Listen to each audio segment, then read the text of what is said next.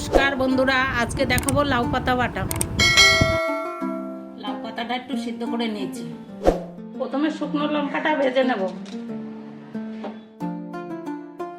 এরপরে অল্প একটু কালো জিরে দিয়ে ভেজে নেব। কালো জিরে আর শুকনো লঙ্কাটা একসঙ্গে বেটে নেব। এরপরে কড়াইতে একটু তেল দেব, এরপরে রসুনগুলো দিয়ে দেবো, এরপরে অল্প একটু পেঁয়াজ দিয়ে দেবো। রসুন আর পেঁয়াজটা একসঙ্গে ভালো করে ভেজে নেব। কালারের জন্য অল্প একটু হলুদ দিয়ে দিলাম।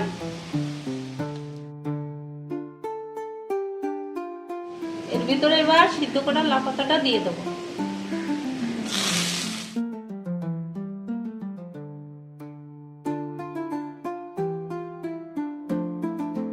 এবার কিছুক্ষণ ভালো করে ভেজে নামিয়ে নেব।